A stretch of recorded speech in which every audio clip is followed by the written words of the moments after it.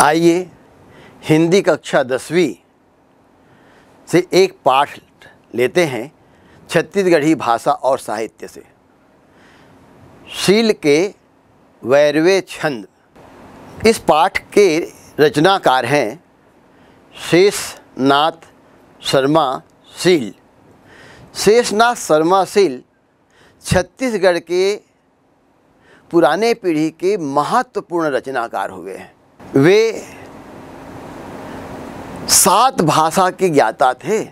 7 भाषाओं में वो लिखते थे, पढ़ते थे, बोलते थे। 7 भाषाओं के जानकार। संस्कृत, हिंदी, अंग्रेजी, बांग्ला, मराठी, उड़िया, छत्तीसगढ़ी, उर्दू, इतने सारी भाषाओं के जानकार थे और बड़े प्रबुद्ध रचनाकार थे। उनका जन्म छत्तीसगढ़ के वर्तमान जांजगीर जिले में 14 जनवरी 1919 को हुआ। पाठ्य पुस्तक में उनके जन्म तिथि का उल्लेख 14 जनवरी 1914 का लेख है, किंतु इसे सुधार लीजिएगा क्योंकि मैंने उनके पारिवारिक जनों से बातचीत करके इसमें संशोधन किया है। शील जी सभी भाषाओं में रचना किए। वे सहज सरल व्यक्तित्व की धनी थे। जैसे उनका व्यक्तित्व में सहजता और सरलता थी, वैसे ही उनकी भाषा भी सरल और सहज, प्रवाहपूर्ण भाषा। और वे छंदबद्ध रचना करते थे। अभी जो पाठ हम शील जी के वैरवे छंद पढ़ेंगे, ये भी एक छंद है, हिंदी साहित्य का एक महत्वपूर्ण छंद है। उनकी रचनाएं बहुत सारे प्रतिष्ठित पत्र पत्रिकाओं में उस समय छपा करती थी। सुकवि, काव्य, कलाधर, राष्ट्रधर्म, अग्रदूत, संगीत सुधा, विशाल भारत, ऐसे बहुत सारे राष्ट्र के जो प्रतिष्ठित पत्र पत्रिकाएं हैं, उनमें उनकी रचनाएं प्रकाशित होती थी। उनके अब तक की 2 रचना संग्रह प्रकाशित है और बहुत सारी रचना संग्रह उनकी अप्रकाशित भी है। प्रकाशित रचना में उनका पहला है कविता लता और दूसरा है रविंद्र दर्शन। चूँकि रचनाकार शेषनाथ शर्मा शील जी बांग्ला भाषा के विद्वान थे, इसलिए वे शांति निकेतन से निकलने वाली एक पत्रिका के वो संपादक थे और एक पत्रिका और बांग्ला भाषा के शनिवारेर, इस पत्रिका के सह संपादक थे। शील जी की और कुछ विशेषताएं थी जो हमारी पाठ्य पुस्तक में नहीं दी गई है। वे प्रख्यात ज्योतिष शास्त्री थे और वैसे ही वो संगीत शास्त्री भी थे, संगीत के जानकार भी थे। उन्होंने संगीत के संबंध में भी कुछ रचनाएं की हैं और बहुत सारी पत्र पत्रिकाओं में छपी है। तो हम अभी पढ़ेंगे उनकी रचना जो कि हमारी पाठ्य पुस्तक में दी गई है, वो वैरवे छंद में है।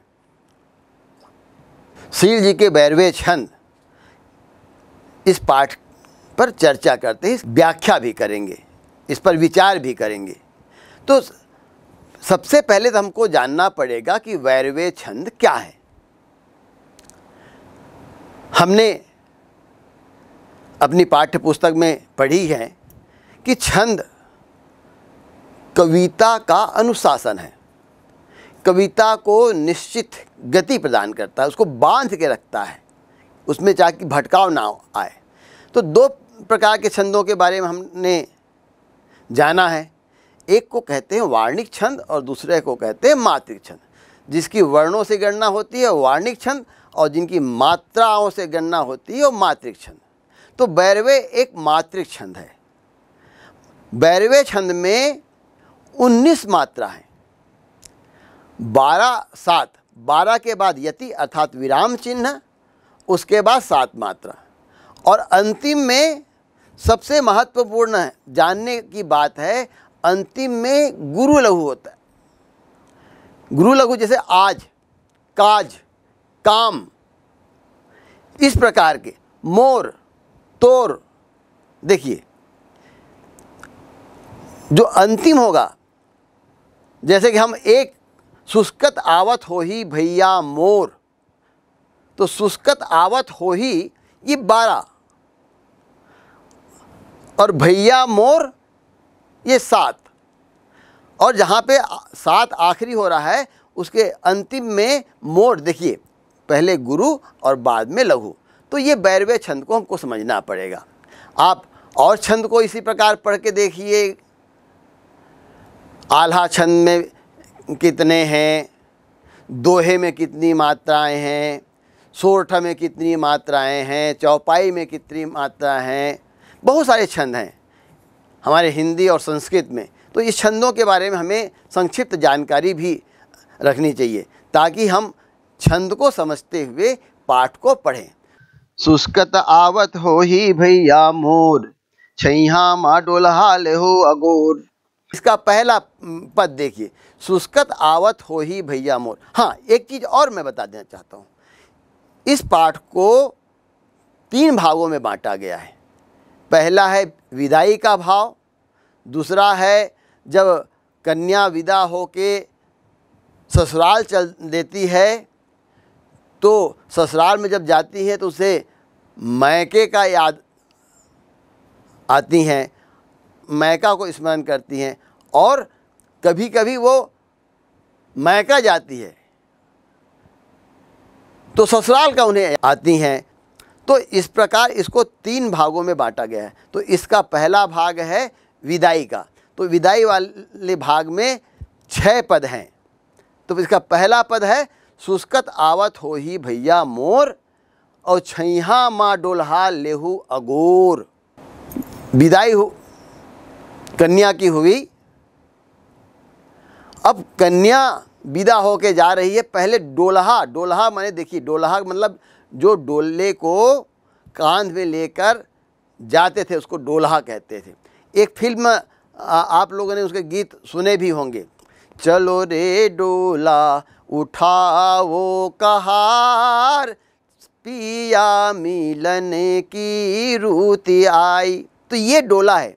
पहले कन्या का विदा करते थे तो डोला में कहार लोग उसको बैठाते थे और उसको खान में उठाते थे डोले को और ले जाते थे। आज तो कार में जाते हैं या और साधन, कई साधन हैं जिसमें कन्या की विदा होती थी। पहले साधन इस ढंग से नहीं थे तो डोले से कन्या की विदाई होती थी। तो कन्या कहती है कि भैया डोल्हा, डोले उठाने वाले मेरे भाई आ रहे होंगे, थोड़ी सी प्रतीक्षा कर लेना। अगोर, अगोर लेना अर्थात प्रतीक्षा कर लेना, अगोर लेना। कैसे आ रहे होंगे? शुष्कत आवत हो ही, शुष्कना ऐसे रोने का भाव, वो खुल के नहीं रो रहा है परंतु अंदर अंदर वो रो रहा है। शुष्कत आवत हो ही, मेरा भाई शुष्कत आ रहा होगा। भाई डोल्हा, भाई डोले उठाने वाले, थोड़ा आप रुकिए, थोड़ी सी प्रतीक्षा कर लीजिए। कहाँ प्रतीक्षा कर लीजिए? तो कहता है छैहा माँ डोल्हा, छाँव में, किसी छाँव के स्थान पे आप प्रतीक्षा कर लीजिए, मेरे भाई सुसकते हुए आ रहे होंगे। इसका दूसरा पद हम देखते हैं, बहुर पिरोही नन की बहिनी मोर, रो रो खोजत हो ही खोरन खोर। बहुत पिरोहिल नन की बहिनी मोर, बहुत पिरोहिल नन की बहिनी मोर, रो रो खोजत हो ही खोरन खोर। बहुत पिरोहिल, बहुत प्रेम करने वाली, बहुत माया करने वाली मेरी छोटी बहन है, वो बहुत प्रेम करने वाली है। वो मुझे, मेरी विदाई हो गई, अब वो रो रो के मुझे खोज रही होगी। कहाँ खोज रही होगी? खोरन खोर, खोर गलियों में, खोर माने गली, गलियों में खोज रही होगी। मेरी छोटी बहन मेरी ननकी बहन, मेरी छोटी बहन जो बहुत मुझे प्रिय है, जो मुझसे बहुत प्रेम करती है, वह रो रो के मुझे गलियों में खोज रही होगी। तुलसी चौरा माँ देव सालिग्राम, मई के ससुर पूरन करी हो काम। तीसरा पद है तुलसी चौरा माँ देव सालिग्राम। तुलसी चौरा माँ देव सालिग्राम, मई के ससुर पूरन करी हो काम।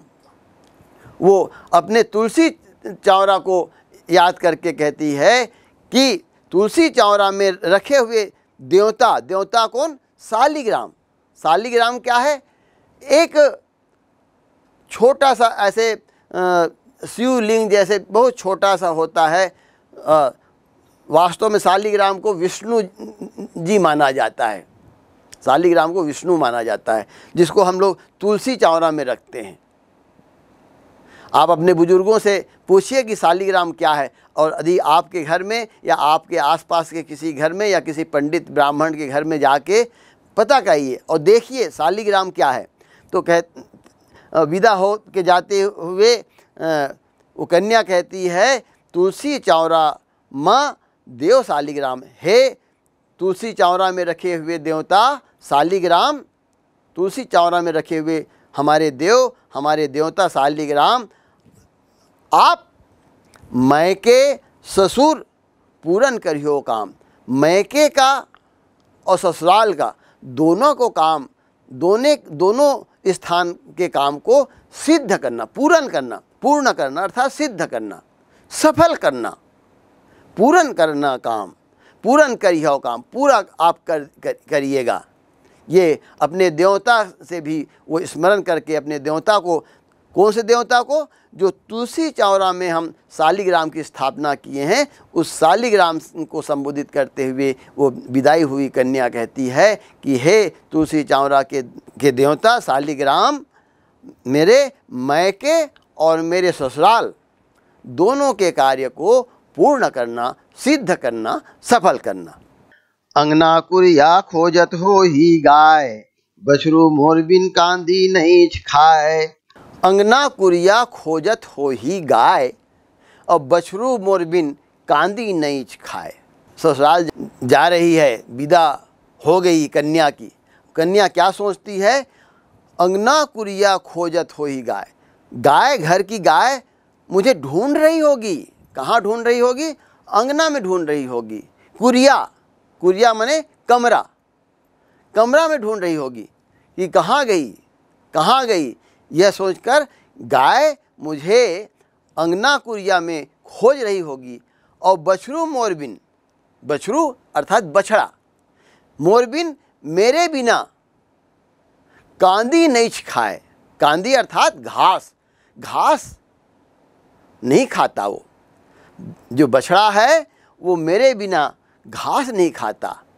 कैसे परिकल्पना? देखिए, आप अभिज्ञान शकुंतलम पढ़ेंगे, कभी मिले आपको तो पढ़िए अभिज्ञान शकुंतलम, जो कालिदास की एक महत्वपूर्ण रचना है। उसमें भी जब शकुंतला की विदाई होती है तो शकुंतला ऐसे ही विचार करती है।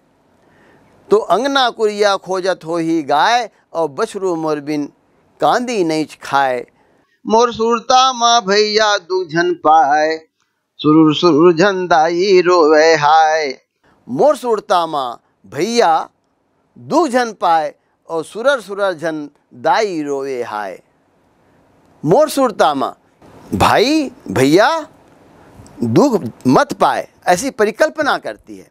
मेरे याद करके, मुझे याद करके, भैया मुझे याद करके दुख ना पाए, ऐसी मेरी परिकल्पना है। और दाई अर्थात माँ सुरर सुरर कर रोए मत हाय। मुझे ऐसे लगता है कि मुझे याद करके मेरी माँ रोएगी, सुरर सुरर के रोएगी, तो वो कहती कि ना रोए, ऐसी परिकल्पना है, ऐसी इच्छा है, ऐसी इच्छा करती है। तो मुझे याद करके मेरी याद में भैया दुख ना पाए, और मेरी माँ सुरर सुरर कर याद कर करके ना रोए।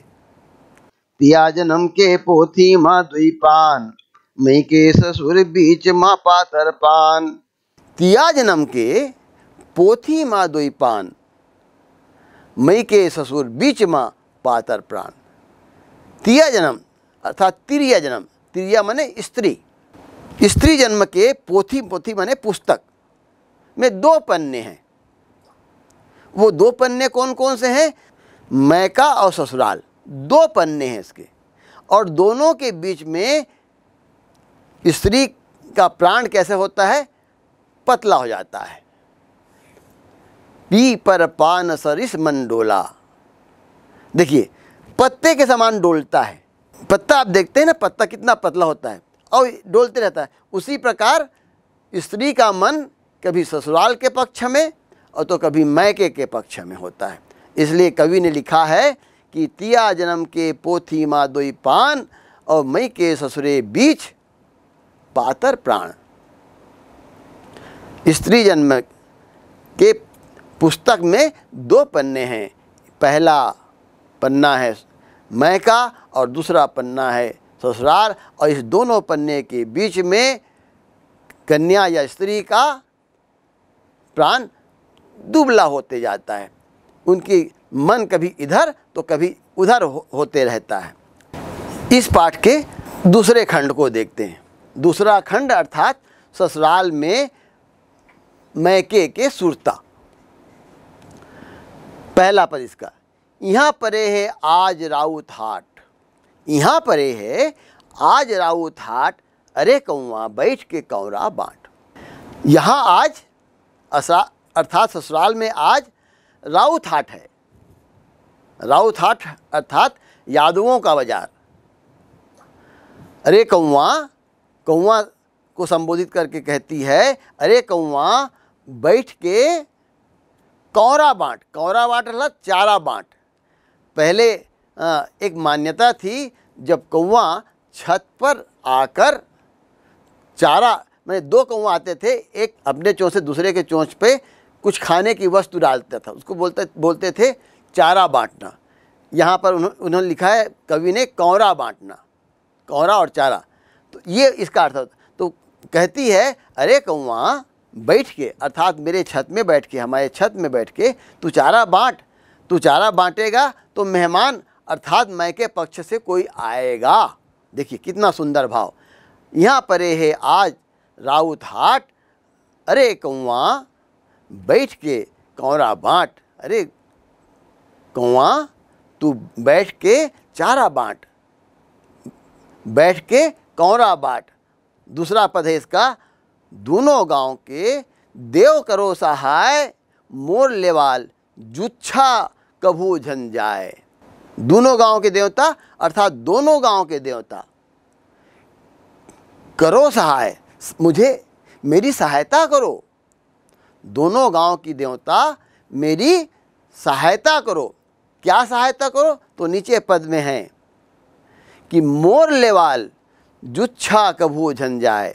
मोर लेवाल, मुझे जो लेने के लिए आ रहे हैं, मेरे भाई या मेरे पिता या कोई भी यहाँ से ले जाने के लिए, यहाँ से विदा करा के ले जाने के लिए जो आ रहे हैं, वे खाली हाथ ना जाए। जुच्छा अर्थात खाली, जुच्छा अर्थात खाली ना जाए। कभी कभी होता है ना कि लेवाल आते हैं और ससुराल वाले पक्ष वाले कह देते हैं कि नहीं भाई अभी तो हम नहीं भेज सकते, फला फला कारण है, आप बाद में आइए या बाद में हम भेज देंगे। तो वो स्त्री कहती है अपने देवताओं से, दोनों गांव के देवता, अपने मैके के देवता और अपने ससुराल के देवता से प्रार्थना करते हुए कहती है, दोनों गांव के देव करो सहाय। दोनों गांव के देवता मेरी सहायता करो कि जो मेरे लेवाल आने वाले हैं, मुझे ले आने के लिए आने वाले हैं, वे कभी भी, कभू बने कभी भी जुच्छा अर्थात खाली हाथ ना जाए, मुझे बिना लिए ना जाए, ऐसे प्रार्थना करती हैं। इसका तीसरा पद देखते हैं, यहाँ हावे कबरी दोहिन गाय। यहाँ हावे कबरी दोहिन गाय, नन की वहाँ गोरस बिन नहीं खाए। यहाँ अर्थात ससुराल की बात करते हुए कहती है कि यहाँ दोहिन गाय है, अर्थात दूध यहाँ कबरी गाय के कई रंग होते हैं ना, कोई सफ़ेद रंग की होती है जिसको धौरी गाय कहते हैं, जो काले रंग के होते हैं उसको काली गाय कहते हैं, जो लाल रंग के होते हैं उसको लाली गाय कहते हैं, और जो चितकबरे होते हैं उसको कबरी गाय कहते हैं। तो कवि लिखते हैं, और वो ससुराल जो गई है, ससुराल में जो बेटी को विदा कर दी है और बेटी और बहू बन के वहाँ गई, वो कल्पना करके कहती है कि यहाँ तो कबरी गाय है, दोहीन। कैसी है? तो दोहीन है, दूध देने वाली है। और वहाँ नन की वहाँ गोरस बिन नहीं खाए। नन की अर्थात छोटी बहन, मेरी छोटी बहन वहाँ बिना दूध, गोरस अर्थात गोरस, गो माने गाय, रस माने दूध, गोरस दूध के बिना खाना नहीं खाती। इसका अंतर्भाव ये है कि पहले बेटी को हम विदा करते थे तो टिकावन में, जिसको आजकल दहेज लोग भी कह देते हैं, उपहार में गाय देने की प्रथा थी। तो उसको याद करके कहती है यहाँ कबरी गाय है और जो दूध देने वाली कबरी गाय है, किंतु वहाँ मेरी छोटी बहन, मेरी प्यारी बहन, मेरी ननकी बहन बिना दूध के बिना खाना नहीं खाती। चलिए अब अगला पद देखते हैं, चौथा पद। भैया आई कुलकत रांधे खीर, हाय विधाता कैसन धरऊँ धीर, हाय विधाता कैसन धरिहूँ धीर। भैया आई कुलकत, भाई प्रसन्न मन से आए हैं, मैं कैसे धीरज धरूं। आखिरी कहता है भैया कुलकत प्रसन्न मन से आए हैं और मैंने खीर बनाई है, रांधे खीर पकाए हैं, और हाय विधाता कैसन धरिहूँ धीर, हे विधाता मैं कैसे धीरज धरूं, मेरे भाई प्रसन्न मन से आए हुए हैं और खीर बना हुआ है। हे विधाता, हे प्रभु, ईश्वर से प्रार्थना करते हैं, हे प्रभु मैं कैसे धीर धरूं, कैसे धीरज धरूं। अगला पद है, पानी छुईस न झोंकिस चोंगी पान, पानी छुईस न झोंकिस चोंगी पान, हाय रे पोथी धन रे कन्यादान। बहुत गंभीर भाव है इसमें, इसको समझना पड़ेगा। पानी छुईस न झोंकिस चोंगी पान, क्या परंपरा थी पहले? एक रूढ़ परंपरा थी कि कन्या के घर में पिता या भाई जाते थे तो वहाँ भोजन नहीं करते थे, वहाँ का जल नहीं ग्रहण करते थे, वहाँ कुछ खाते पीते नहीं थे। इसको कन्या कहती है, ससुराल में मायके के बारे में सोचती है, भाई मेरे प्रसन्न मन से आए, किंतु पानी छुईस न झोंकिस चोंगी पान, न वो पानी को छुआ और ना ही देते हैं उसको, लेना झोंकिस माने लिए, और ना ही चोंगी अर्थात बीड़ी, पान और बीड़ी दिए, उसको भी उन्होंने नहीं लिए। लेने के लिए तो आए हैं और बड़े प्रसन्न मन से आए हैं, लिवाने के लिए आए हैं, किंतु आने के बाद भी ना ससुराल का पानी छुए और ना ही वे बीड़ी और पान जो दिए उसको ना लिए। हाय रे पोथी धन रे कन्यादान। पोथी अर्थात विधान, परंपरा, नियम। ये कैसा नियम है, ये कैसा विधान है। ये कन्यादान के बाद ये कन्यादान कैसा है कि भाई आता है, ना पानी पीता है और ना ही बीड़ी लेता है, ना पान लेता है। ये कैसा कन्यादान है, किस तरह का कन्यादान है, किस तरह की पोथी विधान है। हाय रे पोथी धन रे कन्यादान, हे पोथी हे विधान, यह कन्यादान कैसा कन्यादान है। अगला पद देखते हैं, मोर संग माँ नहावे सूते खाए। मोर संग माँ नहावे सूते खाए, ते भाई अब लट्ठा नहीं आए।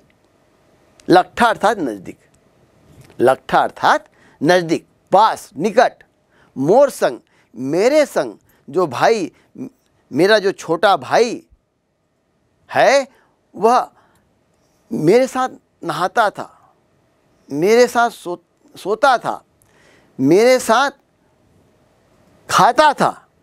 वो छोटा भाई अब क्या मेरे पास नहीं आता।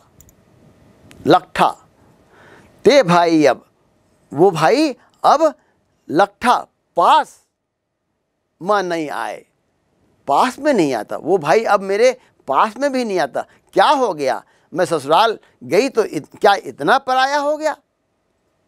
क्या मुझे इतना पराया समझते हैं? या क्या वो भाई मेरे बहुत सारे भाव दे सकते हैं, इसके बहुत सारे भाव हम निकाल सकते हैं। या वो भाई मुझे पराया समझता है क्या? या वो भाई अब संकोच करता है क्या? मैं ससुराल चली गई उसके कारण। ये कन्या के मन का एक विकल्प को कवि चित्रित करता है। भाई आधा प्रगट आधा लुकाए। अगला पद, भाई आधा प्रगट आधा लुकाए, और ठाढ़े मुड़ मुड़ देखे रहित थे हाय। भाई आधा प्रगट आधा लुकाए। वो छोटा भाई है, आधा प्रकट होता है और आधा लुकाए अर्थात छिप जाता है। क्यों ऐसे करता है? ये समझ से परे है। क्या संकोच करता है या और कुछ उसके मन में है? या मेरी पहनावा को देखकर, पहले मैं घर में ऐसी रहती थी, अब मैं घूंघट ली हूँ, साड़ी पहनूँ। ये बहुत सारे भाव हो सकते हैं, बहुत सारे इसके अंतर्भाव है। ये अंतर्भाव को हम और समझ सकते हैं, कुछ भी समझ सकते हैं, बहुत सारे विकल्प ला के समझ सकते हैं। तो भाई आधा प्रगट आधा लुकाए, वो भाई मेरा प्यारा भाई जो मेरे साथ खाता था, मेरे साथ सोता था, मेरे साथ नहाता था, वो लट्ठा नहीं आता। और अब आधा प्रगट, कभी दिखता है और कभी छुप जाता है, कहीं दिखता है और कभी छुप जाता है। और ठाढ़े और खड़े होकर मुड़ मुड़, पुस्तक में मुड़ मुड़ लिखा है, वो मुड़ मुड़ हो सकता है या मुड़ मुड़ भी लिखा है तो उसका अर्थ होता है मुड़ मुड़ कर देखता है, देखते रहता है। हाय वह भाई मुझे क्या हो गया कि वह मुझे मुड़ मुड़ कर देखते रहता है। चलिए अब अगला खंड लेते हैं।